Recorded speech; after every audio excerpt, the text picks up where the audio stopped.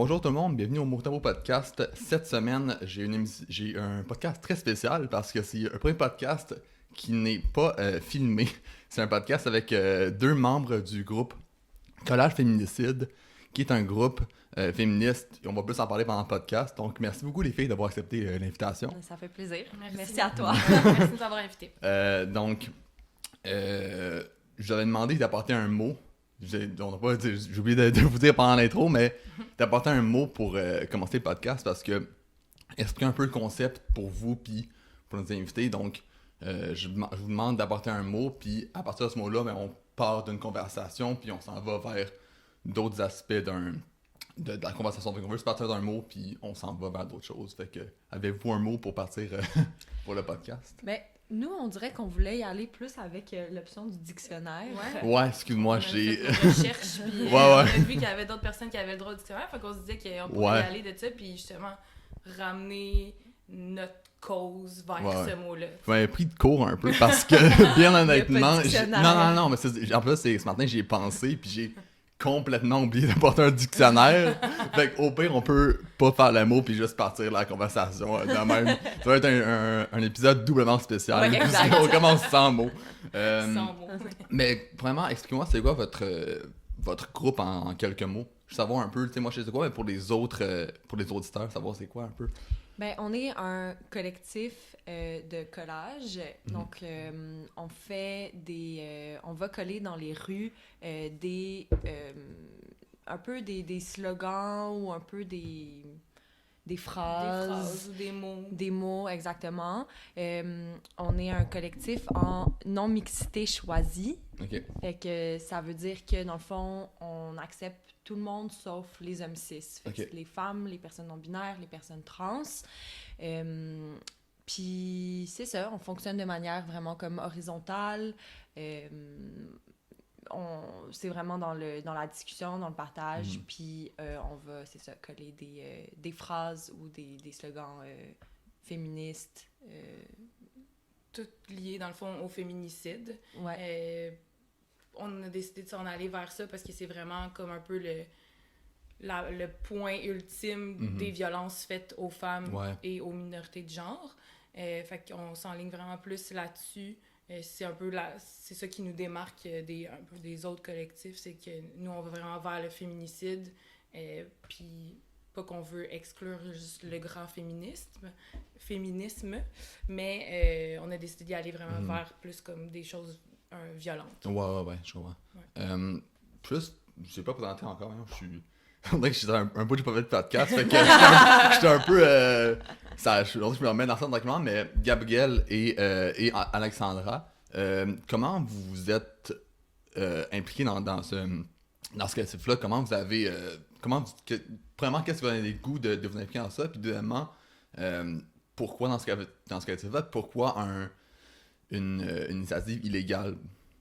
C'est ça je trouve ça intéressant de pourquoi avoir choisi cette avenue-là, sinon avoir fait quelque chose de différent et qui est peut-être moins comme fessé dans le tas. Là. Ben, en fait, c'est une personne qui avait fait un échange en France, puis qui a commencé à coller en France. Okay. Donc, de votre groupe? Oui, de notre groupe, qui est revenu ici, puis qui voulait partir aussi le mouvement à Montréal. Okay. Donc, avec comme quelques filles, on s'est rassemblés au mois de mars, juste avant que tout ferme, là, juste avant le confinement. Puis on avait fait un premier collage la veille, en fait, que tout ferme pour le confinement. Donc là, il y a eu la période il y a eu la COVID, hein, fait que ça va mal arrêter, l'élan. Puis finalement, on a recommencé quand les mesures de confinement se sont un peu levées à coller dans la rue. Fait que c'est comme ça un peu que le collectif est parti. Moi, c'est ça, j'ai été... c'est une amie qui est amie avec cette personne-là qui a commencé qui a amené l'idée. On s'était rassemblés, puis on avait juste décidé de partir seul. Ouais. Moi, je me suis joint un petit peu après. Je voyais déjà proche des milieux que je fréquente, là, des slogans sur les murs, puis je me disais qu'il fallait que je fasse partie de ce mouvement-là, de ce collectif-là. Puis moi, c'est le lendemain de la dénonciation de Safia Nolin que j'ai parlé avec une amie. Puis on a discuté de ça, puis je lui ai parlé du collage que j'avais vu, puis elle m'a dit que c'est elle qui l'avait fait. Fait que, après ça, j'ai dit, bon, ben là, on va se parler, puis on va s'organiser. Puis elle m'a invitée. J'ai participé au collage là, une fois seulement, par contre, mais je m'implique là, à d'autres niveaux pour l'instant. Puis c'est ça. Il y avait beaucoup de questions dans ta question. Ouais, excuse-moi, mais c'est savoir pourquoi avoir choisi une initiative illégale, puis pas peut-être prendre la voie facile dans le sens. Là. Ben, je pense qu'il n'y a pas de voie facile. Non. Premièrement, mais aussi, c'est que la voie qui nous est suggérée en tant que société, c'est un peu la plainte à la police puis le processus judiciaire. Moi, je crois pas à ce processus-là. Pour y avoir participé puis avoir été témoin de plusieurs inégalités, injustices, discriminations dans ce processus-là aussi. Je pense que c'est pas c'est pas réaliste de penser que les choses peuvent se régler de cette manière-là. Puis le fait de coller, moi je trouve que c'est super pacifiste. C'est pas violent. C'est violent pour les gens qui vont se sentir interpellés par le message. C'est ça. Puis je trouve que c'est sûr que de voir nos collages dans la rue, de voir que les gens les prennent en photo, les partagent, il y a ça aussi qui fait que c'est le fun d'aller vers ce type d'action-là parce que on nous reconnaît sans savoir que c'est nous aussi. Il y a ça qui est comme... Ça crée une solidarité Ça crée vraiment une solidarité, puis ça rassemble sur un truc qui est justement fait dans la marge, puis qui est pas accepté de tous, mais que tout le monde peut être témoin de ça aussi. Fait qu'il y a comme plein d'aspects. Ouais, puis tu sais, la désobéissance civile, en fait, aussi, c'est vraiment un moyen de se faire voir. J'aime ça que tu as dit comme dans la marge, là, parce que c'est ça, tu sais, on passe pas par les canaux traditionnels. C'est une visité comme façon de... En tout cas, j'ai vraiment vu ça comme passer des messages par une façon pacifique, mais juste comme dans les rues. Là. C'est juste une façon tellement originale, puis tellement comme... La façon que vous faites, c'est des mots, puis souvent les mots frappent plus que, mettons, genre, un graffiti ou peu importe c'est quoi que vous faites. Je trouve que les mots, c'est comme... quelque chose de puissant, puis je trouve ça cool. Ouais, c'est une façon, en fait, de se réapproprier la rue, de se réapproprier les espaces communs, tu sais, en tant que femme et minorité de genre. Ben, des fois, la rue, c'est un endroit qui est dangereux, tu sais. C'est un endroit où on va se faire harceler, on va se faire, tu sais, des fois, on va se sentir vraiment pas en sécurité, ou même, tu sais, ça peut aller justement escalader dans les violences jusqu'à des violences qui sont comme physiques et sexuelles. Puis, ça nous permet de justement se réapproprier cet espace-là, même dans... On nous apprend tout le temps à pas prendre de place, tu sais, à comme... Même dans le métro, même dans les espaces communs, tu sais, c'est comme... faut que tu te croises les jambes et tout, puis... Ben, tandis que les hommes, c'est justement... On dirait que l'espace leur appartient, tu sais, Moi, le manspreading, ça me fait capoter dans le métro, tu sais. Je veux dire, le wagon ne t'appartient pas. Puis c'est un peu un moyen, justement, de visibiliser, tu sais, la présence des femmes puis des minorités de genre dans la rue. Puis c'est ça, de créer une espèce de solidarité, tu sais, je sais qu'on a collé sur la piste cyclable des Carrières. Puis moi, personnellement, c'est un endroit où, quand je passe le soir, je suis comme « Ah, non, moyen. » Pour vrai, moyen. Il fait noir. Mes clés. Ouais, c'est ça, tu sais. C'est pas super. Je vais avoir mon téléphone, tu sais, dans mes mains. Je vais avoir l'impression de parler au téléphone avec quelqu'un. Je vais peut-être même appeler quelqu'un parce que je me sens pas en sécurité dans la ville dans laquelle j'habite en ce moment. Puis là, le fait de, justement, de se regrouper ensemble, de faire ça la nuit, c'est aussi, tu sais, t'es chez toi, tu rentres, puis là, le lendemain, t'as quelque chose qui arrive direct dans ton visage. Tu le vois, puis tu sais pas c'est qui était là, mais comme clairement, les gens savent que c'est... Ben, j'ose croire qu'ils pensent que c'est des femmes qui font ça, ou des minorités de genre. Fait que, tu sais, c'est de dire, ben, il y a un groupe de filles qui est venu cette nuit, je les ai pas vues, ils ont collé ça, puis là, le message, ça me fait réfléchir. Ouais. Ça Moi, fait je trouve bien, que ça, c'est... de voir ça. Ouais, vraiment. tout cas, c'est une hyper bonne façon de faire. Puis au début, vous avez parlé un peu de l'organigramme de votre collectif, puis vous avez dit qu'il n'y avait pas d'hommes cisgenres. D'où vient la décision de ne pas inclure les hommes cisgenres dans votre collectif? Ben, comme on travaille sur les violences sexuelles, puis les violences qui sont dirigées envers, envers les femmes, puis envers les personnes les minorités de genre, puis que les principaux agresseurs ou les principaux l'oppression est vraiment c'est les hommes cis. Après, ça arrive justement sur Instagram et tout, qu'on ait des commentaires où les gens vont dire oui, mais vous savez, les hommes aussi sont victimes de violences sexuelles. Oui, certes. On n'a jamais dit que c'était pas le cas, mais l'immense majorité, c'est des femmes, c'est des personnes trans, c'est des personnes non-binaires, donc c'est pour ça que c'est pour créer un peu un safe space, en fait. C'est ça, c'est pour justement, encore là, ça peut être le mot, la réappropriation, tu sais, dans l'espace public, on n'est jamais le groupe le plus visible. On n'a jamais la place de choix, puis c'est pas ça qu'on recherche non plus. On recherche vraiment une cohabitation, puis une collaboration entre les genres, entre les populations, puis tout ça. Mais le fait aussi de garder ça entre nous, les femmes et les minorités de genre, c'est de se dire, ben dans ce collectif-là, dans les moments qu'on a ensemble, on est en sécurité, puis on peut se parler des choses qu'on vit qui sont semblables, on a des expériences similaires, puis c'est pas avec les hommes que j'ai envie d'en parler, c'est avec les femmes, puis les gens de minorité de genre, faut pas les oublier. Mais c'est ça, c'est d'avoir notre espace à nous, nos messages à nous, puis c'est pas de dire qu'il y a d'autres problématiques qui sont pas importantes, c'est que nous, on a choisi celle-là, puis on fait nos actions pour le féminisme. Puis... contre le féminisme. On a vu dans les derniers mois le mouvement de dénonciation au Québec qui a... Tu sais, j'étais un homme, c'est genre... Tu sais, j'étais un peu pas un agresseur, mais tu sais, je suis comme dans l'archétype d'agresseur. Puis c'est un mouvement qui m'a extrêmement touché puis affecté. Puis, tu sais, je suis un homme, fait que je me demande comment vous, comme des militantes, ça vous a affecté ce mouvement-là, puis cette espèce de vague de dénonciation qui a vraiment pris le Québec, puis surtout le web, là, en comment vous avez réagi par rapport à ça? Pour moi, ça a été super tough, cette vague de dénonciation-là, on dirait. Tellement. Les dernières, tu sais, MeToo puis Agression non dénoncée aussi, ça avait été difficile, mais je sais, tu sais, en particulier, celle-là, ça m'a vraiment beaucoup affectée.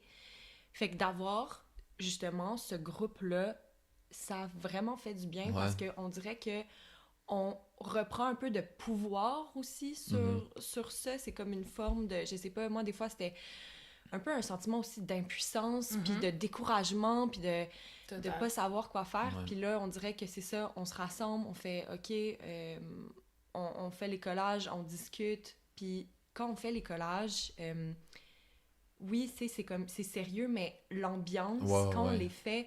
et festive, et combattante. OK, on rit, on discute, on a peur, il y a de l'adrénaline. Ça, c'est vraiment le ça faisait vraiment du bien. Ouais. Dans cette vague-là, justement, qui était hyper négative, hyper lourde, vraiment, on a entendu, puis on a comme été un peu obligés de lire des témoignages. Il était dans notre face, on n'avait pas vraiment le choix. C'est ça. Puis je pense que ça a vraiment, ça a affecté plusieurs personnes. Puis tu parles justement de comment toi tu t'es senti en tant qu'homme cisgenre. Mais moi j'ai eu des conversations avec des amis qui sont des gars qui étaient ébranlés par ça, qui se sont rendus compte qu'il y avait des comportements qui étaient inadéquats, qui étaient inappropriés. Puis ils se sont positionnés, puis ils se sont demandé s'ils étaient des agresseurs. Puis c'est là qui est... C'est ça qui est le fun de voir un peu de cette vague-là, c'est qu'il y a beaucoup de gens qui se posent des questions, qui analysent leur comportement, puis il y a aussi des gens qui sont complètement contre, puis qui font des actions à l'encontre de ce que nous on fait, qui vont poser des gestes, qui vont dire des choses encore. Fait que, ça fait monter la chaleur, ça fait monter les émotions, puis tout ça, mais c'est comme...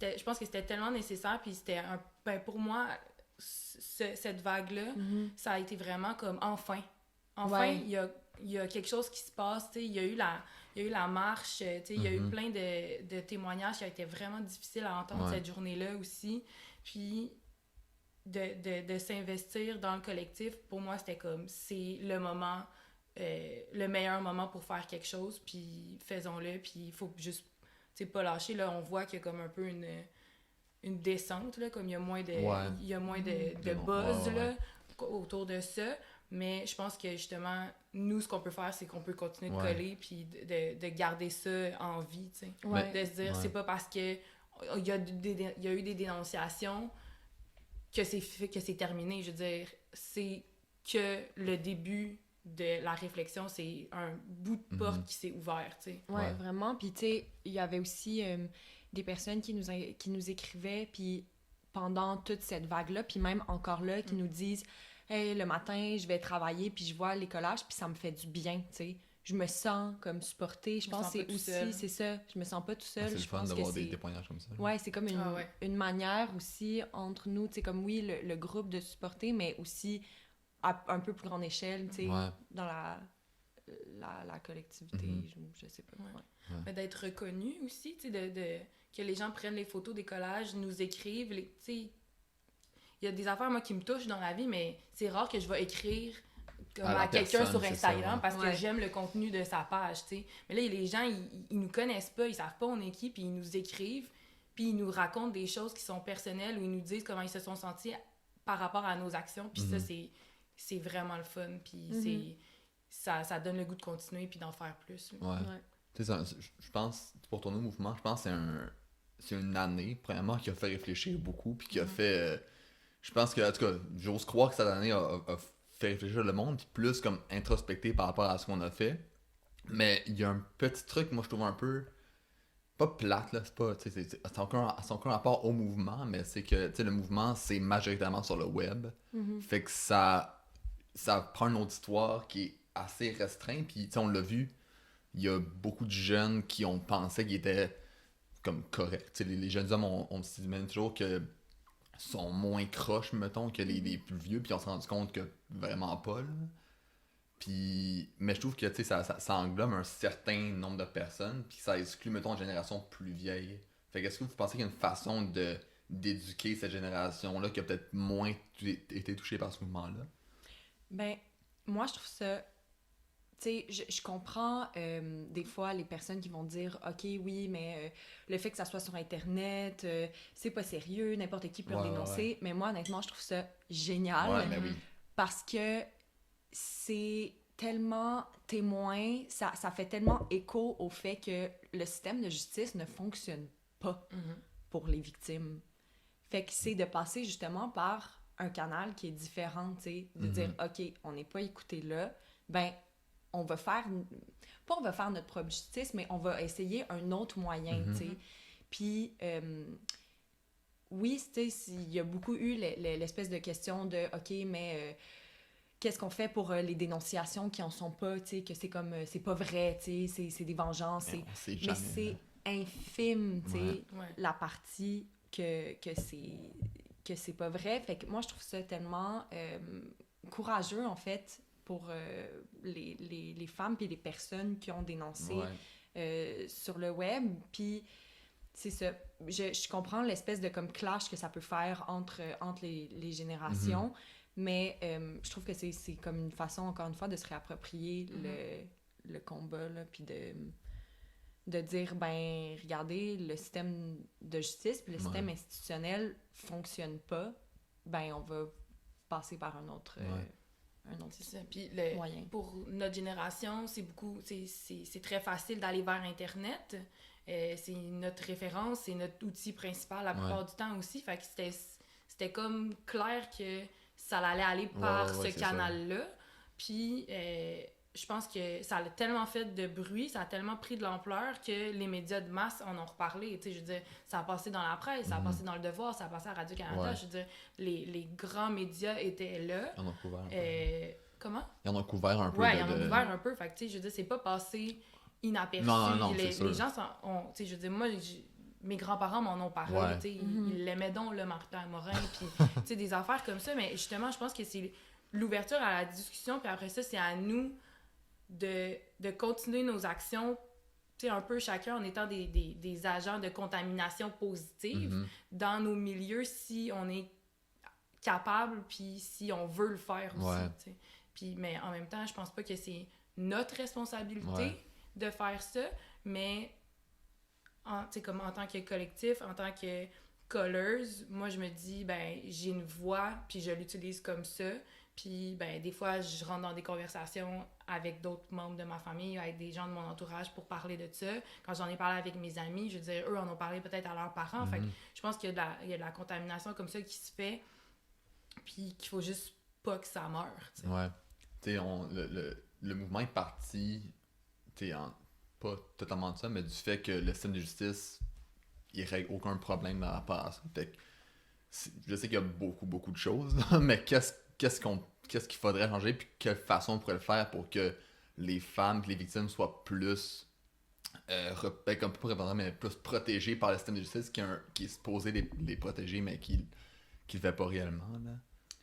Ben, tu sais, comme des mesures concrètes, je sais pas vraiment, là, mais c'est un système qui est bâti, je veux dire, on évolue dans la culture patriarcale, dans la culture hétéronormative, dans la culture cisnormative. C'est un système qui est bâti là-dedans, tu sais, qui a été... En fait, tu sais, on dit...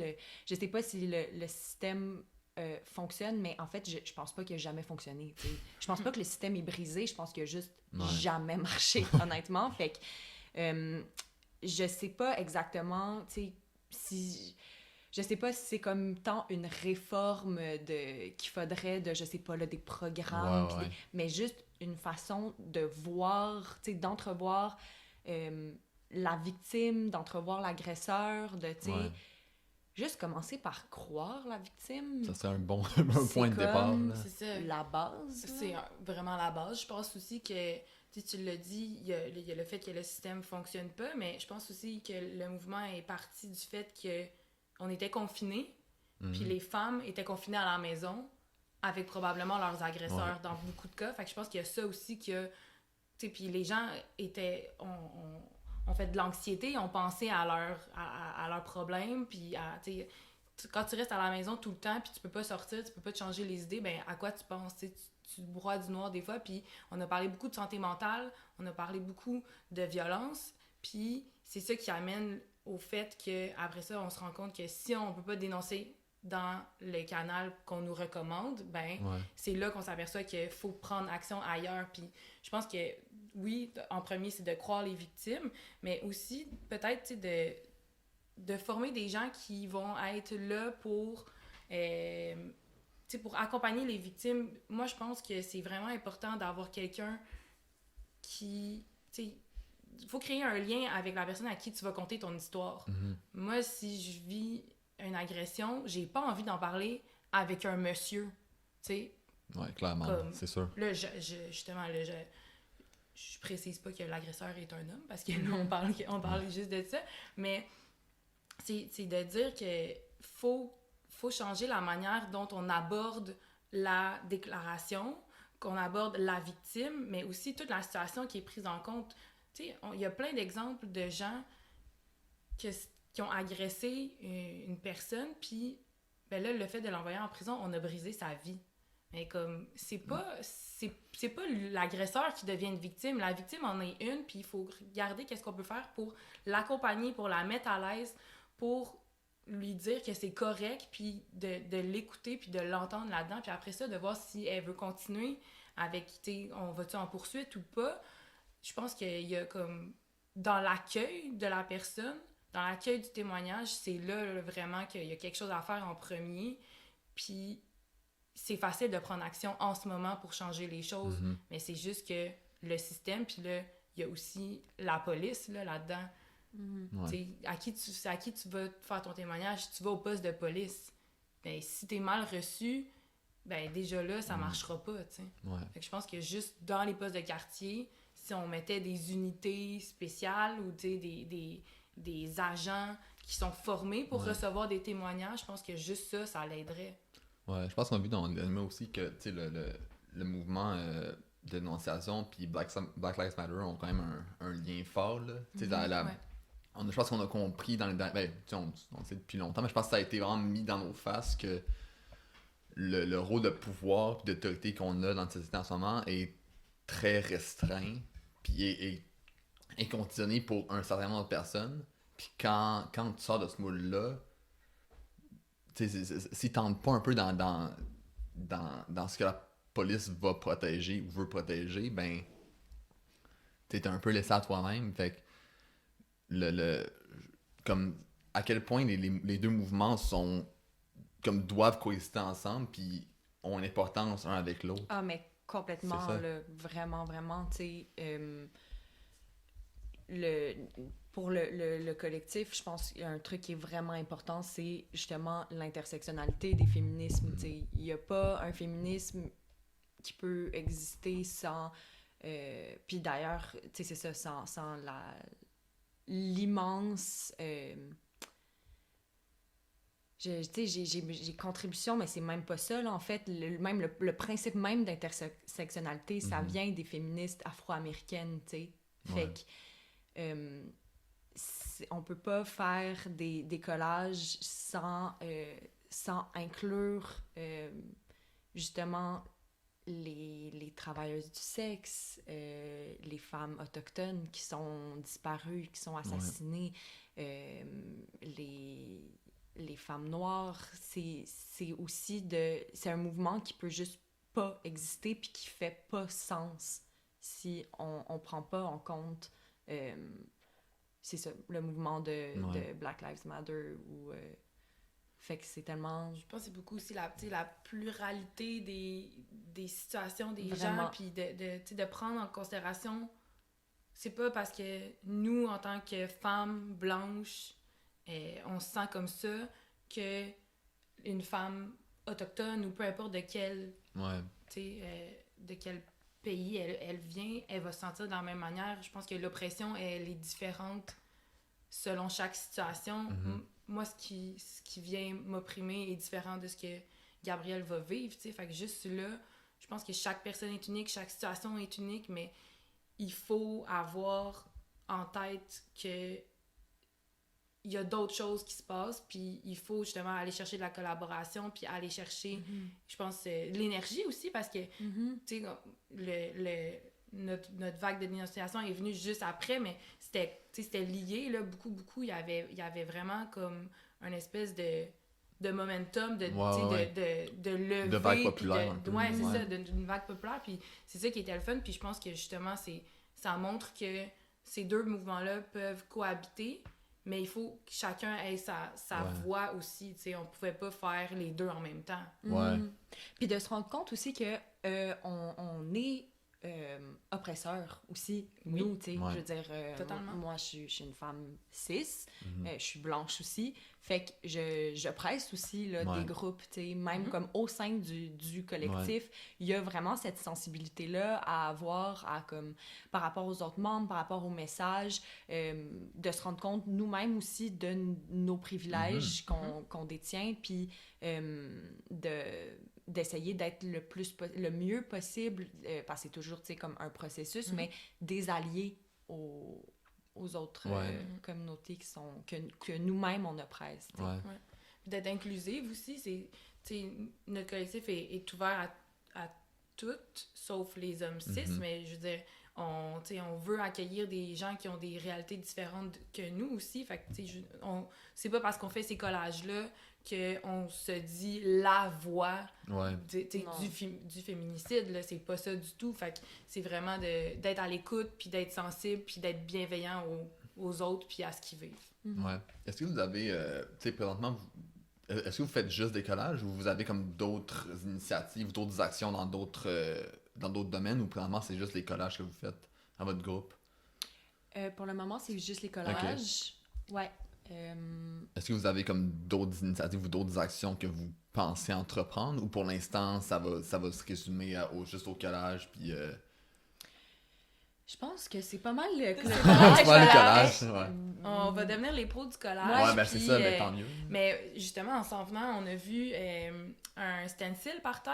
Ouais, il y en a beaucoup. On y croit, puis je pense qu'il y a d'autres choses qui se préparent, il y a d'autres choses qui s'organisent, puis moi je pense qu'on peut laisser la place aux autres collectifs de se former, puis de s'identifier avec d'autres moyens d'être visible.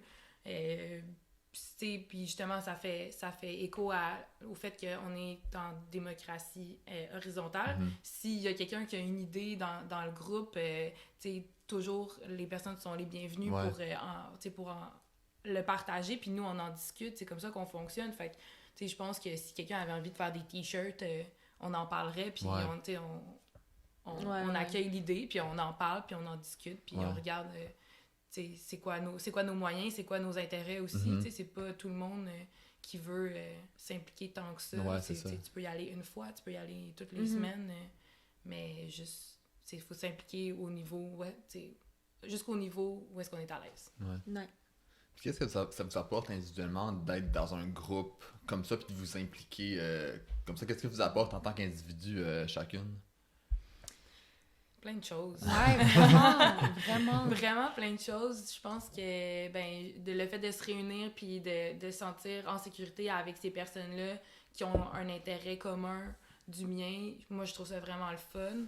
Je trouve ça le fun de rencontrer des gens aussi, des gens avec qui j'aurais pas nécessairement croisé la route. Je trouve ça vraiment le fun. Des gens avec qui je partage des intérêts, puis je veux dire, la première fois que j'étais allée, je connaissais pas les 5 autres personnes qui étaient là, mais je suis repartie de là, puis moi, je suis liée à vie là, avec ces personnes-là. J'ai vécu quelque chose de vraiment spécial, puis je trouve ça vraiment, vraiment le fun de faire partie de ça. Mais ce que je trouve aussi vraiment le fun, c'est quand que les gens, dans la rue, ils pointent des collages, puis je me dis « Ah, OK, ça, c'est ça, c'est vraiment le fun. » Je me rappelle quand il y a eu la marche, là, la veille, on était allés sur l'itinéraire faire des collages pour que quand la marche passe, qu'il y ait comme les collages un peu partout. Puis, fait qu'on marchait et tout, puis, les gens passaient, ils pointaient, ils prenaient des photos, puis tu sentais que ça faisait écho, Puis ils criaient ce qu'on avait écrit. Oui, c'est ça. J'ai des frissons. C'était tellement le fun, ça. C'était vraiment... C'était vraiment cool à voir, c'est ça. On voit qu'on fait pas ça pour rien, parce que c'est quand même un risque, c'est ça. C'est de la désobéissance civile. Il y a quand même des conséquences, puis de voir que ça fait écho, que ça résonne chez les autres, ça fait du bien. C'est une action que vous voyez pas nécessairement les résultats, vous mettez vos affiches, puis ils sont là dans le monde, puis c'est au public de réagir. Puis d'avoir une réaction autant forte, ça doit être tellement glorifiant pour votre cause, puis aussi comme surtout donner de l'espoir pour peut-être sortir de cette façon de vivre-là. Mais en même temps, les collages, ils restent. Ouais, c'est ça, mais c'est ça justement, C'est là que j'allais... Pour vrai, quelques jours. Genre une semaine. Vraiment... autant... moi, ça me crée un peu... comment je dirais ça? Ça me crée de la frustration. Autant que j'aime ça, voir que les collages, ils ont été arrachés ou ils ont été tagués par-dessus ou barrés ou des choses comme ça. Ça, c'est vraiment comme un message hyper fort de dire... Il y a un peu une guerre d'idées, puis ça se passe comme dans la rue, ça se passe sur nos collages, puis ça fait réagir, ça fait tellement réagir les gens que t'as décidé d'aller arracher les feuilles sur le mur. C'est fort, c'est fou, je trouve ça... Moi, ça comme, j'aime ça, mais j'haïs ça en même temps, parce que je me dis, comme, on fait ça pour... Faire réagir. Pour faire réagir, mais contre les gens qui vont, aller taguer par-dessus. Fait que quand je vois des affaires comme ça, quand je vois du monde qui tape en rouge, Ouais. les slogans, comme tu t'es donné du mal là, pour aller barrer ça, ben moi, ma job est faite, puis ça a vraiment valu la peine qu'on le fasse. Ouais. Mais ça veut juste prouver un peu comme que, tu sais, s'il y a des réactions fortes, ça prouve que votre travail est encore essentiel, parce que s'il y a du monde qui vraiment là, sont offusqués par votre message d'égalité puis de juste que tout le monde soit inclus, sont si frustrés que ça pour barrer vos messages, il y a un méchant problème, puis ça prouve encore plus que votre point que continuer à faire des trucs parce que... Ben c'est ça, on veut beaucoup aller retaguer aux mêmes places qu'on s'est fait arracher ou des choses comme ça pour dire comme on se fera pas enlever notre voix, tu sais. Fait que c'est vraiment une réappropriation de l'espace public, de la rue, des espaces où est-ce qu'on n'est pas reconnu, qu'on n'est pas en sécurité. Fait que... Puis plus ça va, je trouve, plus ils se font arracher rapidement, puis vraiment. vandaliser rapidement. Oui. Au début, un collectif contre les collages. Mais au début, il restait un peu plus longtemps, mais là, même des fois le soir même, on repasse ou le lendemain, déjà c'est arraché. Puis surtout, les slogans autour de la question trans, le viol, queer aussi, c'est vraiment... C'est ça qui dérange le plus. Ah ouais. Mais tu sais, c'est ça, quand je me dis, t'es allé barrer le message que moi j'ai mis sur un mur, que je suis tannée du viol, puis toi tu me dis non. Non, mais tu sais, ça fait aucun sens dans ma tête. Là. Non, c'est vraiment fou, puis je trouve que pas l'importance là, dans ça, mais une des grosses parties, puis tu sais, on voit premièrement que le fait qu'il y a du monde qui arrache des trucs, puis le système digestif qui est extrêmement défaillant, ça peut juste prouver que le problème, c'est pas seulement le système, puis c'est pas seulement le peuple, c'est comme au complet qu'il y a un méchant problème. Puis je pense que ça passe en grande partie par l'éducation, puis précisément des gars. Quel moyen vous pensez? Est-ce que ça doit être quelque chose qui est scolaire, qui est fait à l'école, ou c'est plus gros que ça doit être dans les familles, dans les maisons, dans juste comme les médias en général, comment on représente les femmes, comment on représente la masculinité? Il est où? Ben, il est où le problème? Il est partout, là, mais vers où viser? Ouais, c'est une bonne question. Je pense que c'est les deux, tu sais. Genre, autant à l'école, autant dans les familles, autant entre amis, tu sais. On a comme deux slogans. Il y en a un qui c'est « Éduquer vos fils », à la place de dire à vos filles, porte des jupes plus longues, puis rentre pas le soir quand il fait noir. Va pas au bar, tu sais, juste des affaires super simples, là, comme on est... Tu sais, il y a les trucs un peu stéréotypes, là, de comme, tu sais, une fille avec la jupe courte, le soir, puis tout ça, mais, tu sais, juste deux filles qui vont dans un bar, pour moi, c'est une situation qui peut être potentiellement dangereuse. Là, oui. C'est vraiment partout. Puis je pense aussi, comme Gabriel l'a dit, c'est autant à la maison que dans les institutions, parce que, je veux dire, ton éducation, c'est faite par ta famille, mais aussi par l'école, c'est fait par la société. Fait que je pense que ce que tu as nommé, c'est vraiment plusieurs aspects où est-ce qu'il faut aller taper, puis que c'est en changeant vraiment la mentalité que ça va changer quelque chose. Mais pour changer des mentalités, il faut intégrer des trucs. Puis faut que ça soit forcé un peu des fois. Là. Oui, puis tu sais, en ce moment, collectivement, là, on choisit des gens pour nous représenter qui veulent même pas mettre de l'éducation sexuelle dans les écoles. Je veux dire, c'est aberrant. Là. Ça, ça fait aucun sens. Comment tu peux montrer à quelqu'un ou expliquer à quelqu'un c'est quoi une relation saine si tu lui offres pas la possibilité d'en apprendre puis d'être à l'écoute des autres puis tout ça. Je veux dire, j'ai beau moi je suis pas maman, mais je le sais que j'éduquerais mes enfants d'une manière pour qu'ils soient gentils avec les autres, mais je veux dire, si le travail n'est pas continué à l'école non plus, il faut que ce soit un partenariat. Vraiment. Puis tu sais, il y a un deuxième slogan qu'on a collé quelquefois, puis c'est « Avez-vous parlé de consentement à vos enfants? Je pense qu'on essaye aussi dans dans nos collages, de faire passer ça, tu sais, que ça passe par l'éducation, que ça passe par la discussion, puis, ben oui, avoir des discussions sur le consentement, sur la sexualité, sur les limites, c'est vraiment, c'est primordial. Je pense que c'est encore un sujet méga tabou, de sexualité. Puis vraiment. Je pense, en tout cas, je pense surtout en Amérique du Nord. Puis je pense que l'Europe, dépendant des endroits, je pense un petit peu plus... c'est mettre un petit peu plus à parler de ça, mais je pense qu'au Québec, en général, sûrement avec notre passé religieux, là, c'est extrêmement difficile de parler de sexualité. Là. Ben, dans les écoles, surtout même dans les familles aussi, je pense que c'est un sujet qui est comme, ouf, tu parles pas trop de sexualité. Puis même, tu sais, je me souviens, tu sais, j'ai 22 ans au secondaire, nos cours d'éducation sexuelle, là, c'était... Ben, t'apprends à mettre un condom sur une banane, là. C'est exactement ça, puis je me souviens, j'en parlais avec des amis récemment, puis tu sais, je me souviens que je pense qu'on va dans 1 ou 2, quand les profs parlaient un peu de règles, puis c'est des profs d'éduc qui parlaient de règles de menstruation aux filles, en pensant qu'il n'y a aucun fucking sens, là. Non, c'est ça. Puis, tu sais, les gars sortaient de la classe. Fait que je trouve ça tellement comme... Tu sais, je regarde ça, puis ça fait comme 5 ans, là. 8 ans, peut-être, là. Ouais.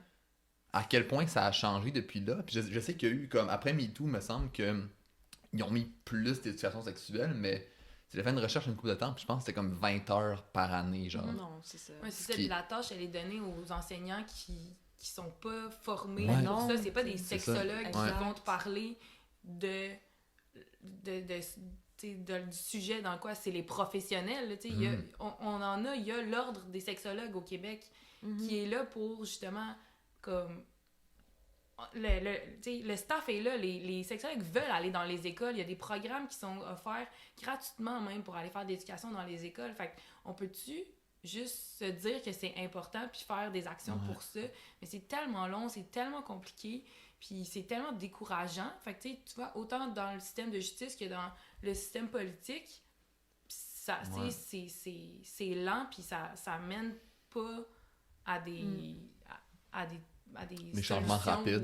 Des changements qui sont comme... Ouais, fait que d'où l'importance de dire fuck off, on va aller coller les messages direct dans le ben, c'est parfait. Aussi, tu sais, ça me fait penser quand tu dis... on parle aux parents un peu dans les messages, ben justement, on fait le pont avec les différentes générations, tu sais. Tout le monde peut passer dans la rue puis voir le collage, puis si justement c'est par rapport à l'éducation, ben si t'as des enfants, tu vas te sentir interpellé, tu sais. J'ose croire, là. Fait que, tu sais, je pense que on pourrait regarder justement pour trouver des nouveaux slogans où est-ce qu'on va chercher, tu sais, des populations différentes des targets d'habitude. Ça pourrait être le fun. Ouais. Puis, tu sais, un peu un retour par rapport à l'éducation, je trouve qu'il y a tellement de trucs qu'on n'a pas appris à l'école, puis qu'on réalise plus tard que leur doit être primordial. Tu sais, je pense, tu sais, ça n'a pas nécessairement part souvent, mais juste, tu sais, l'histoire autochtone, ce qui a totalement été, tu sais, c'est une cause qui me touche beaucoup en ce moment, puis je m'intéresse beaucoup, puis voir comment ça a été expliqué à l'école, puis je me souviens pas de tout, là, mais tu sais, on a appris la traite des fourrures, puis tout ça, puis tu sais, c'est un peu la même chose par rapport aux abus sexuels, puis au consentement, puis à tout ça, tu sais, on nous en a pas parlé, fait que je pense qu'il y a une façon... Je pense qu'il y a beaucoup de matières et de cours à inclure à l'école qui sont pas nécessairement académiques, qui sont pas là à apprendre le français, à apprendre les maths, mais juste comme bien vivre dans une société en général, puis comprendre que genre il y a différents groupes, il y a différentes situations, puis informer les jeunes en général à être plus ouverts, puis à comprendre différentes situations qui les touchent peut-être pas, mais que pour être plus conscient, ben, des citoyens plus conscients, parce qu'on ça peut pas continuer comme ça, puis... Mais tu sais, en même temps, ça les touche, ça nous touche, tu sais, je veux dire. L'histoire du Québec puis du Canada, on l'apprend... d'une façon. Des colonisateurs, là, on les comme les... C'est ça, du côté des gagnants. Blancs, exactement. Puis...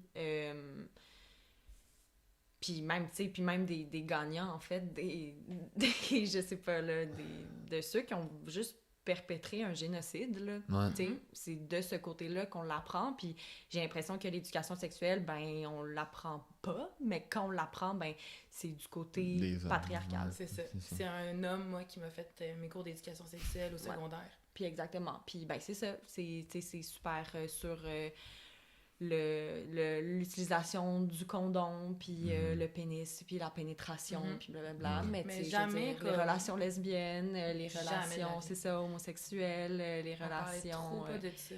ben, Puis c'est vraiment comme d'aller voir c'est quoi qui peut être mis dans les écoles, ça serait le fun de, tu sais, juste de partir à c'est quoi la relation saine, c'est quoi la relation égalitaire, c'est quoi le consentement, c'est quoi l'envie d'avoir des relations sexuelles avec quelqu'un, parce que t'es même pas obligé d'en avoir, t'as le droit de dire non. Puis moi, il y a personne qui m'a dit ça quand j'étais ado, tu sais. C'était pas dans l'anticipation de rencontrer quelqu'un, puis tu sais, d'être alerte aux signes, puis tu sais, à l'échange. C'était vraiment comme, OK, ben pour te protéger, tu fais ça, puis ça. Ouais, mais OK, attends, si j'ai pas envie, là... Avant ça, il y a comme 1000 choses à discuter, tu sais, puis ça a jamais été abordé comme ça. C'est comme, OK, voici c'est quoi la relation sexuelle, voici comment mettre un condom, c'est quoi la pilule, à quoi ça sert, tout ça. Tu sais, oui, c'est pertinent, c'est utile, mais avant ça, il y a un chemin, là, immense à faire. Qui a pas été... Puis tu sais, je pense que ce que tu viens de dire, ça a été mis dans notre face encore plus avec les témoignages qu'on a vus, là. C'est entièrement ça, puis ce que je trouve pas triste, là, mais comment en place, c'est que c'est la majorité des dénonciations qui ont été plus grosses, c'est des noms publics, c'est des personnalités publiques, puis c'est des hommes en général, là, il y a eu des femmes aussi, mais en général, c'est des hommes jeunes t'es en fin vingtaine jusqu'à trentaine peut-être. Fait que ça fait juste prouver que, tu sais, le travail est à faire, puis c'est pas genre une question générationnelle de comment les hommes plus jeunes sont capables de faire ça tranquillement. Tu sais, le problème est plus gros que ça, puis c'est pas une question d'âge, c'est une question de système à refaire, puis ça, tu sais, oui, notre génération en général est plus ouverte, puis est plus compréhensive, tu sais, en général, mais voir des choses comme ça fait que crème, il y a encore ce travail à faire, puis c'est pas genre la génération de l'ouverture va pas changer tout, là. Non, puis même l'ouverture, moi, je trouve que encore médium, là. Je pense que c'est aussi une question de c'est quoi la définition qu'on fait d'un viol ou d'une agression. En ce moment, c'est tellement restrictif, c'est tellement... Il y a des balises là, qu'il faut suivre, presque des coches, des cases qu'il faut cocher pour que ça soit considéré comme un viol, tu sais. Mais on prend pas en compte quand c'est un viol ou une agression faite par un conjoint ou une conjointe, quand c'est comme dans un couple, quand c'est... Je sais pas, on dirait qu'il faut que le viol, ça soit dans une ruelle le soir tard, par un inconnu violent. Exactement. Non, la plupart des viols, c'est par des personnes qui sont connues de la victime. C'est ça. T'sais, fait que c'est qu'est-ce qu'on considère comme un viol? Ben, au moment, ce que tu considères, c'est le moment où la victime dit non, tu m'as violé. That's it. Oui, c'est ça. C'est un viol. c'est exactement ça. C'est pas dans elle a pas dit non, c'est pas dans elle est partie, ou c'est pas tant dans la communication verbale, c'est beaucoup dans le ressenti de la victime. C'est ça qui est difficile aussi pour plusieurs personnes, je pense, c'est d'aller voir comme, OK, mais là, pourquoi au moment où est-ce qu'elle se sentait violée, ben elle l'a pas dit, elle est pas partie, elle a pas fait quelque chose pour se sortir de cette situation-là, ben il y a 1000 choses autour qu'on sait pas. Si la personne se dit victime, si moi je dis je me suis fait violer par cette personne-là, that's it. Et voilà. Il n'y a pas d'autre raison à avoir. Exactement. Ouais. Puis dans les derniers jours, je pense, cette semaine, on a vu Roméo Elvis qui a été dénoncé en France. Il y a un peu un autre mouvement qui se part en France. Est-ce que vous pensez que c'est influencé un peu par le Québec? Parce que c'est passé au Québec? Je sais pas si c'est influencé par ce qui s'est passé au Québec, mais tu sais, moi, ce que je trouve intéressant dans toute cette histoire-là, où, en fait, qui est vraiment dégueulasse, là, plutôt qu'intéressant, c'est que, encore une fois, c'est qui reçoit le backlash? C'est Angèle! Tu sais, il n'y a pas moyen. Non, ouais. Je veux dire... C'est pourquoi c'est la sœur. Est-ce que si il y avait un frère, est-ce que le frère aurait subi des conséquences? Probablement pas. Là, Angèle, elle se dit féministe, puis tu sais, elle porte un nom, une réputation, puis là, les gens vont lui envoyer des messages haineux, là, d'une violence inouïe, là. C'est pas parce que c'est pas physique que ça n'a pas des répercussions sur la personne, tu sais. Puis là, encore là, c'est toutes les personnes qui ont témoigné, toutes les personnes qui ont dénoncé se sont fait ramasser là, dans les réseaux sociaux, là, se sont fait dire des choses épouvantables.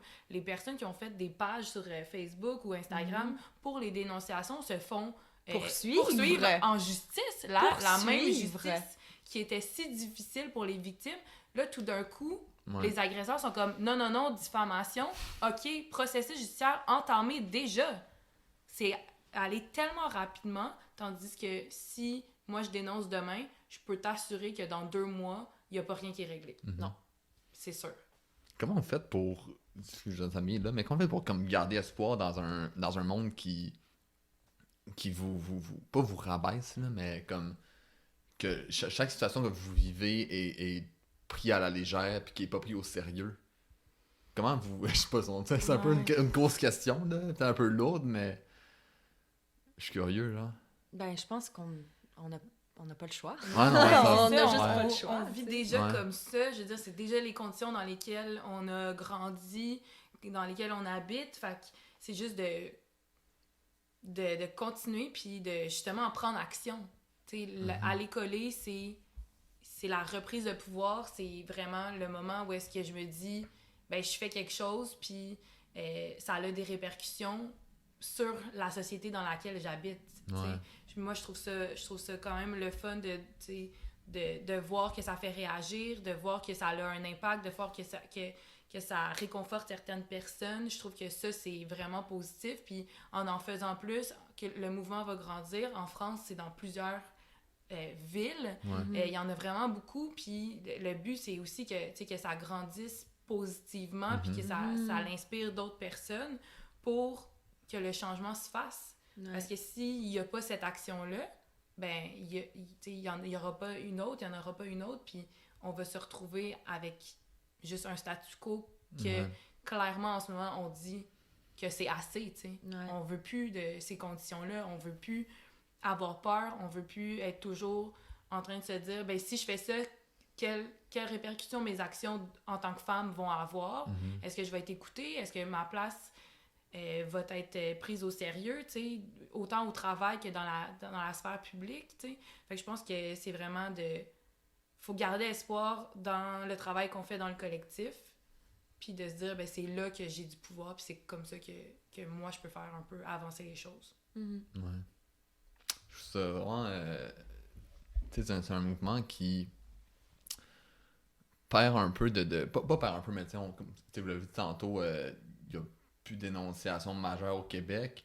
Est-ce que vous pensez que c'est un mouvement qui va quand même rester pas dans l'histoire, mais dans l'histoire, mettons, récente du Québec, qui va marquer, puis qui va peut-être, un peu comme Black Lives Matter, qui va avoir des répercussions dans 1 an, 2 ans, ou c'est un mouvement de dénonciation parmi d'autres?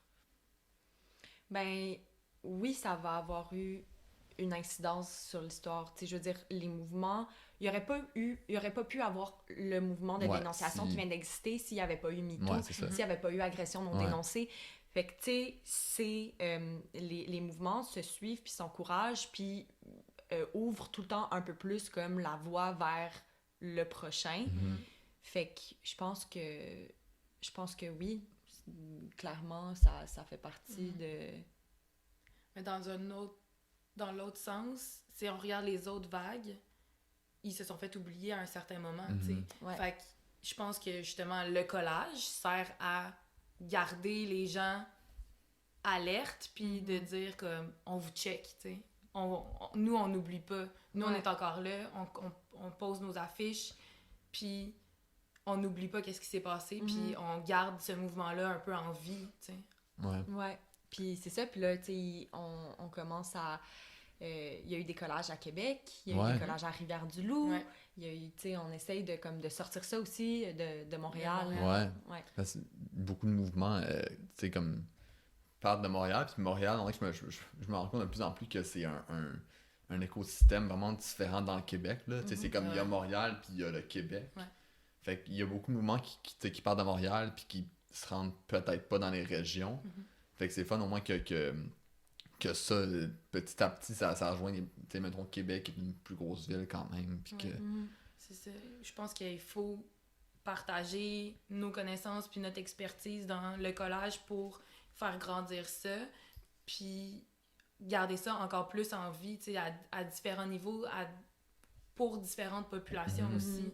Je pense qu'aller vers les régions, c'est vraiment une bonne idée. Puis le désir vient de là aussi. Oui, exact. Genre, c'est des personnes qui nous écrivent de Québec, qui disent « OK, on veut faire ça à Québec. » Tu sais, le désir vient de là. C'est pas juste nous qui vont faire ça ailleurs. C'est vraiment comme les filles, les gens qui se sentent interpellés par ça, ils veulent le faire aussi. Là. Moi, la première fois que j'en ai vu un, j'étais comme... Je veux faire ça, je veux m'impliquer là-dedans, je veux coller des affiches, je veux que mes messages soient vus, tu sais. Fait que je pense que c'est pas juste mon désir à moi, tu sais, c'est le désir de toutes les personnes qui s'impliquent dans ça. Puis ben, l'oppression, elle est à Rivière-du-Loup, elle est à Rimouski, elle est à Québec, elle est partout, tu sais. Fait que je pense qu'il faut juste s'appeler. On s'appelle, on déjeune. On parle de féministes. Mais, tu sais, comment, mettons, des gens qui veulent, autant des gens cisgenres, mettons, hommes cisgenres ou que des femmes en général, peuvent s'impliquer dans la progression du mouvement féministe s'ils veulent pas, mettons, s'impliquer dans un mouvement qui est illégal ou dans vos actions, quelle façon on peut faire dans tous les jours pour faire progresser ce mouvement-là, puis qu'on ait une société plus égalitaire où les droits de tous sont plus respectés? Ben, pour les hommes cis, je dirais d'être un allié, d'arrêter de prendre les devants puis de se dire « Ah, moi, je suis tellement féministe. » Non.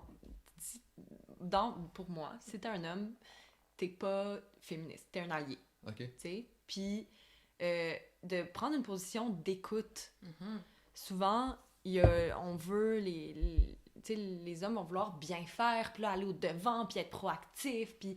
Non, assieds-toi, écoute, puis fais juste... c'est de supporter, tu sais, de pas prendre comme la majeure. Puis ça, je trouve que c'est ça. C'est quand même important, puis après, je trouve ça comme vraiment beau, là. Il y a une personne qui nous a écrit récemment sur Instagram qui voulait s'impliquer dans le mouvement, mais pas nécessairement comme coller. Mais elle nous a juste dit « Ah, j'ai plein de tubes de peinture noire. Nice. Est-ce que je voudrais vous les donner? » Blablabla. Tu sais, ben ça, c'est un moyen de comme s'impliquer dans le mouvement, mais sans prendre part... ouais, c'est ça. Fait que, je sais pas, tu sais, dans la vie de tous les jours... Mais je pense que le mot allié, c'est vraiment ça, t'es vers quoi il faut tourner notre pensée. Comment on peut être allié du féminisme, comment qu'on peut être allié des victimes, qu'on peut être allié des collectifs, tout ça, c'est vraiment de... Tu sais, quand tu disais, l'homme, il faudrait qu'il écoute puis qu'il se taise, parce que dans le fond, c'est un peu ça, là, de se faire mansplainer, c'est que l'homme, il va être « Ah, OK, ben il t'est arrivé telle affaire, mais on va régler ça, je vais t'aider, puis tout ça. » C'est super gentil, tu sais, mais c'est pas ça qu'on recherche. On recherche de l'écoute, de l'attention, puis, tu sais, de l'empathie, mais aussi en faisant des témoignages, en faisant des déclarations, c'est vraiment le but, je pense, c'est aussi d'influencer les gens qu'il arrive ces choses-là, peut-être à tes amis, peut-être à quelqu'un de ta famille, puis toi, qu'est-ce que tu peux faire? Ben, tu peux juste être là pour la personne. Tu peux juste l'écouter, la supporter, puis c'est ça, je pense, comme un peu le début, tu sais, de bien se positionner par rapport à ça. Puis moi aussi, je suis d'accord qu'un homme peut pas être féministe. Tu peux être un allié féministe. Mais tu peux pas l'être. t'es pas une femme, tu sais pas qu'est-ce qu'on vit, tu sais. Puis comme moi, je peux pas dire que je sais qu'est-ce que les hommes vivent. Fait que c'est pas de se positionner par-dessus quelqu'un ou... C'est vraiment de tout le monde d'être sur la même longueur d'onde, de tout le monde s'écouter, puis d'être bienveillant en tant que collectivité. Ouais. Mais je trouve ça quand même intéressant,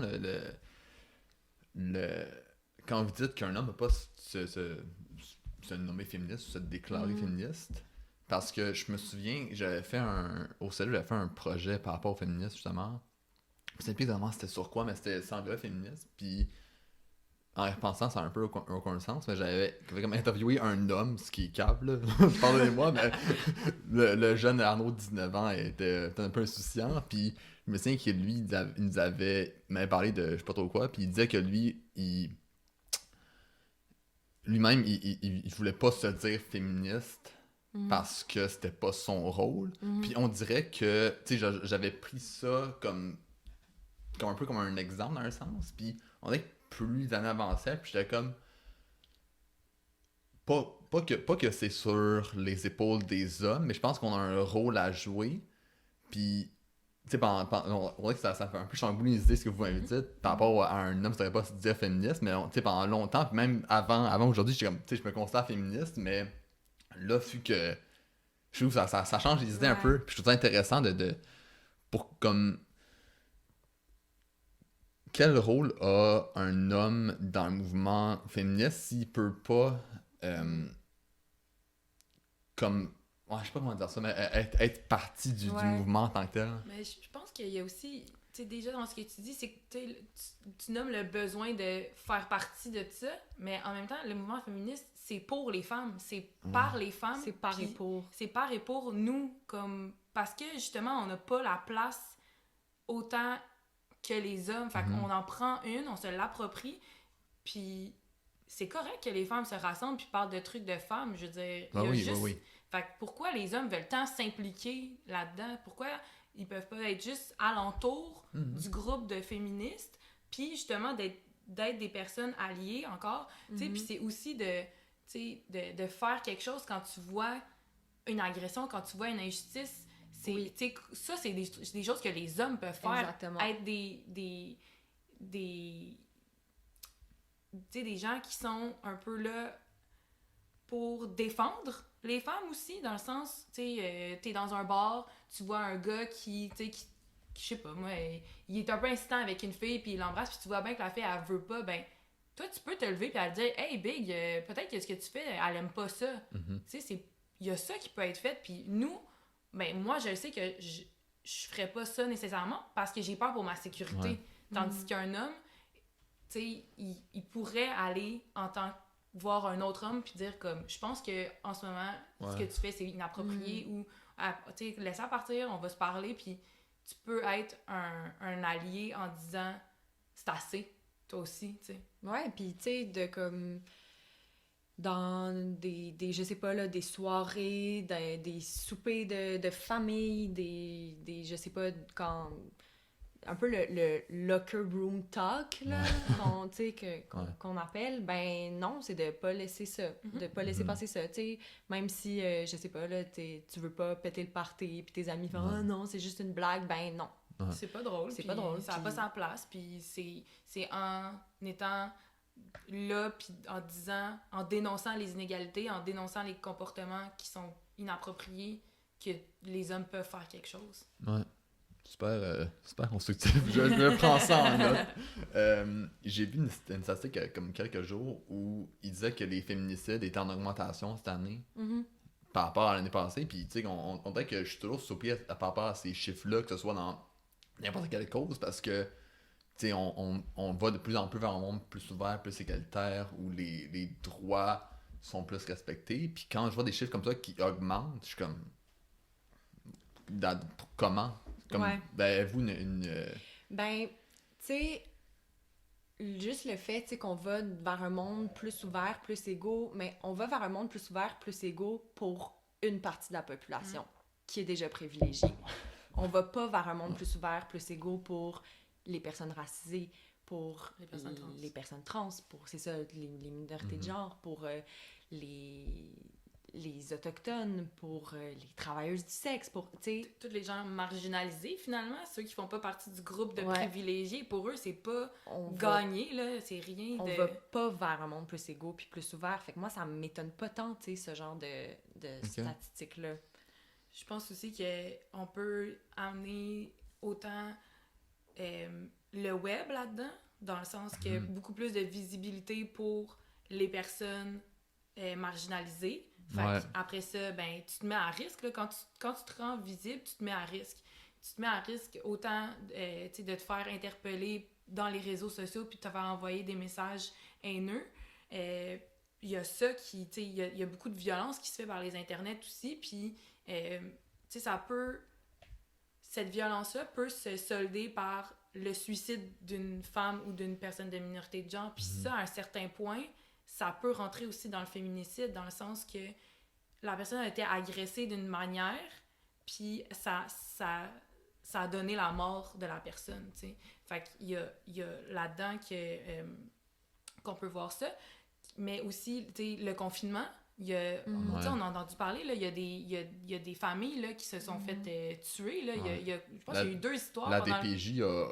Je pense que j'ai vu un reportage récemment où ça a explosé les cas. De violence conjugale. C'est ça. Fait que les gens étaient pris à la maison avec leur dynamique problématique.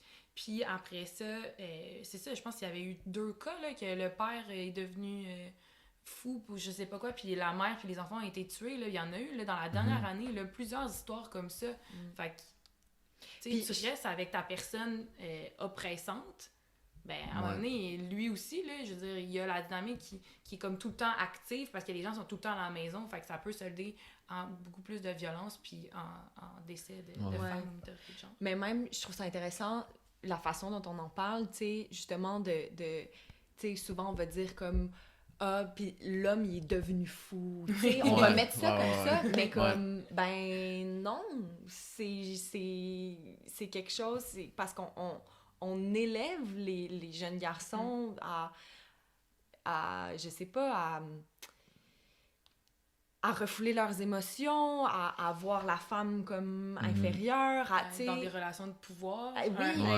Être obligé d'être un modèle de force, puis de masculinité, puis tout ça. Mais justement, parlons de ça, c'est en tant qu'homme, c'est quelque chose dans le féminisme, je pense que ça englobe dans le féminisme, je pense que c'est une partie très présente de ça, puis je trouve que surtout avec le mouvement qu'on a vu, il y a une masculinité comme abusive puis malsaine qui est extrêmement présente puis qui est dans les mœurs, comme veux pas, tu sais, en grandissant, en étant un gars, faut que tu sois fort, faut que c'est toi qui prends la famille, c'est toi qui s'occupe des responsabilités, c'est toi qui apporte l'argent, puis même si c'est une mentalité qu'on peut croire comme révolue puis qui est dans le temps, là, c'est encore comme ça. Non, c'est vraiment présent, je pense.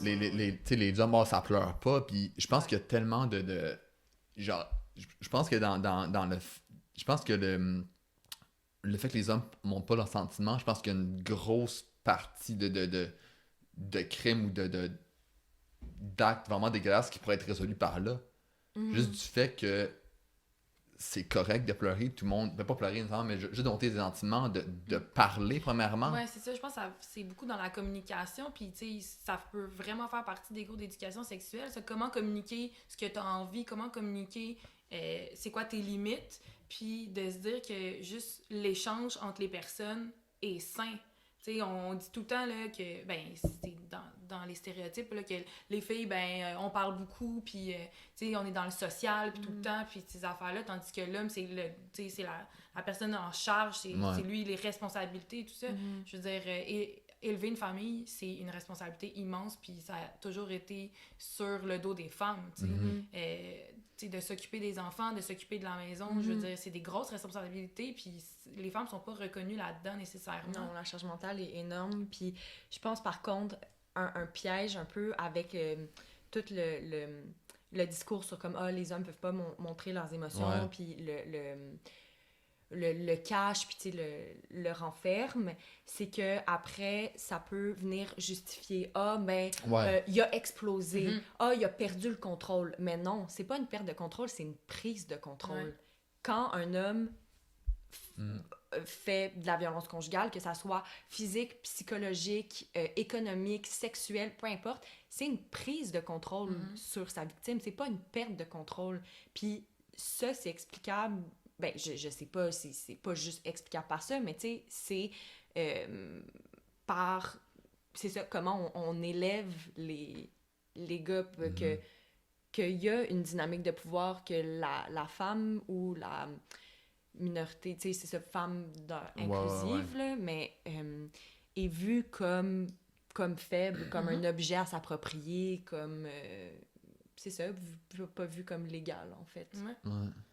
C'est vraiment intéressant, puis tu sais, comme quand on regarde dans le cours d'histoire que la femme a eu le droit de vote en 1940 au Québec, là, ce qui est totalement aberrant, puis on voit quand même les...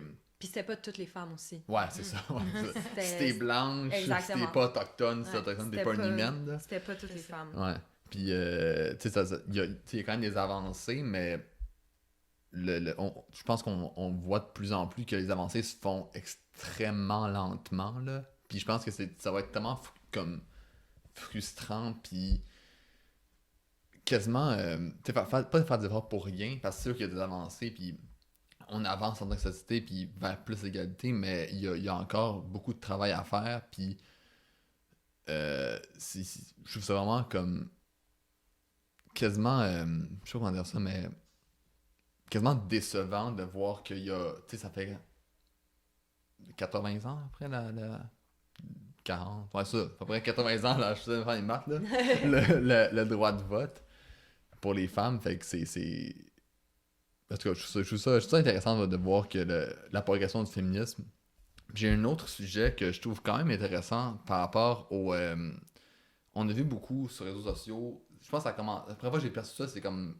je pense au gars de la disque, une couple d'années, quand ça fait une année, a porté son petit Cherry Boulet ou whatever, puis il y a eu des immenses...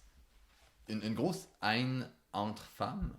Il y a beaucoup de backlashing contre elle qui venait de femmes. Comment vous expliquez ça? Cette espèce de qui est pas toujours là, mais je pense que ça finalement est extrêmement visé par ça dans plusieurs situations. Comment vous expliquez cette haine un peu contre les femmes qui peut-être se projettent trop ou en montrent trop? Ben, tu sais, comme femme, on grandit pas en dehors des normes puis des codes. On grandit, nous aussi, dans une société qui est profondément misogyne, qui est profondément homophobe, qui est profondément grossophobe. Puis avec Sophia Nolin, ben il y a ça qui s'est passé. On n'est pas hors de ce cadre-là, fait que je sais pas, c'est normal aussi, on internalise ça de façon tellement profonde, puis ça fait que, ben, oui, nous aussi, les femmes aussi ont des... On a des comportements qui sont pas appropriés des fois, puis c'est justement, je pense que ça vient du fait qu'on est ancré dans ces façons de faire là, on rentre un peu dans le moule dans lequel on veut qu'on rentre, on nous donne des images de la femme typique, puis Sophia Nolin en fait pas partie. Ouais. Mais ça, c'est faux. Je veux dire, elle peut s'identifier comme elle veut, elle peut s'habiller comme elle veut, elle peut chanter ce qu'elle veut, puis, tu sais, je veux dire, c'est pas à nous de juger, puis je pense que c'est vraiment triste que, justement, elle se soit faite agresser par des femmes sur les réseaux, tout ça, mais je pense aussi que c'est très mal amené de comme... Je sais pas, je trouve que en tant que femme, ça se fait pas, là. Moi, des choses comme ça n'a pas sa place, puis... Mais il faut juste, justement, se rendre compte que, oui, des fois, on a des comportements qui sont inappropriés, puis qui vont faire mal à des gens, parce qu'on l'a dit plus tôt, on est aussi des personnes oppressantes envers certaines autres personnes, tu sais. Puis je pense que plus tu fais du bruit, plus tu t'affirmes, puis tu montres que tu vaux quelque chose, que t'es une personne, puis que t'as des droits, ben ça dérange des gens. Puis là, ça peut déranger des femmes aussi. Ouais. est-ce que vous avez eu dans vos actions, dans votre collage, des altercations avec la police, ou vous avez été quand même chanceuse dans ce point-là? À date, on a été chanceuses. À date, on a été chanceuses. On a eu un peu des altercations avec des personnes, ben, c'était des hommes, des civils, qui... Pendant que vous colliez? Ouais. Ah, ouais. Qui venaient, je me rappelle un en particulier, là, il venait, puis il nous a crié après, puis il disait « Hey, c'est mon parc ici, vous avez pas le droit », puis bon. Mais la police, non. C'est arrivé une fois. De quoi? Ben, qu'on se fasse... qu'on voit qu'il y avait une auto de police. Ah oui, c'est vrai. Mais on collait sur des pancartes de construction. Des barricades de construction. Ah, c'est légal. Correct. Ok. Vous savez que vous aviez une action pas trop... À ce moment-là, on a eu un allié parce qu'il nous a dit, dans le fond, que ce qu'on faisait, c'était légal, puis qu'on n'avait pas... Ben, pas le collage en général, mais le collage sur les panneaux publicitaires, par exemple. Ça, c'est légal. Fait que, tu sais, lui, à ce moment-là, il a joué un rôle d'allié, il nous a donné une information qu'on connaissait pas, qui va nous aider dans le futur à continuer notre travail. Puis comment marche un peu, comme, sans trop rentrer dans les détails, mais l'organisation de votre groupe, comme qui choisit le discours, comment vous décidez où vous allez mettre les trucs, comment vous allez décider quel message vous allez mettre, à quel moment, comment ça marche un peu?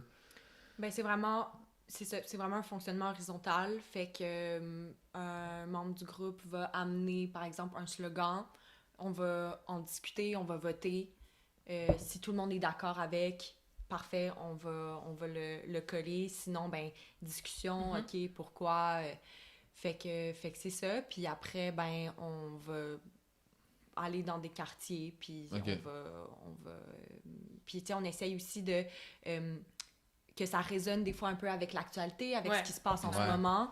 On avait collé pour Safia, on a collé pour contre Julien Lacroix.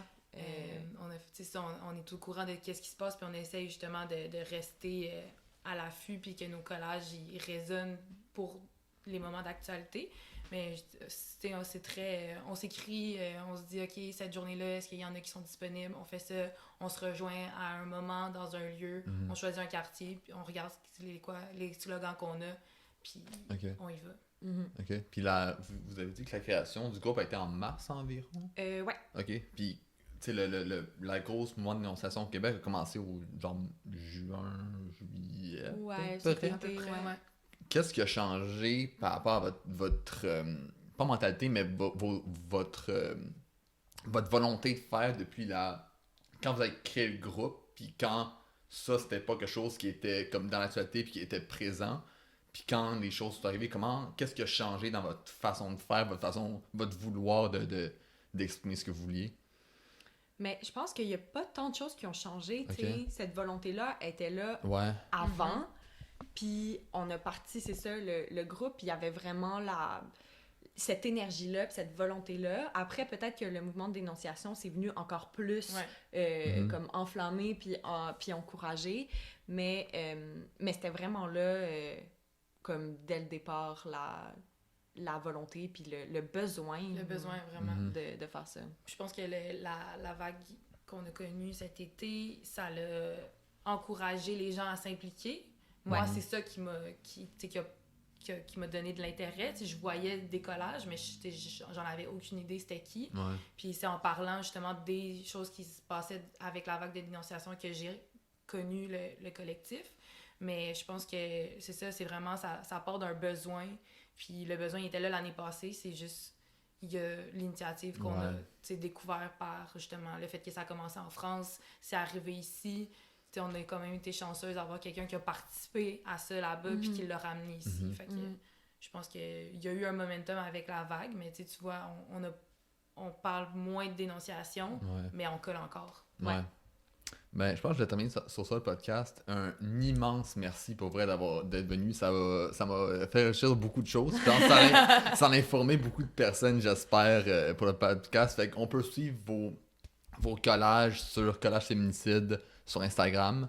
C'est ça, puis gardez l'œil partout. Si vous voyez des messages féministes sur les murs de Montréal ou d'autres villes au Québec, je je vous invite à partager, puis à aller à apporter votre soutien à ce groupe-là qui est extrêmement important. Merci. Fait qu'un immense merci les filles pour vrai. Merci à toi. Merci à toi. Merci.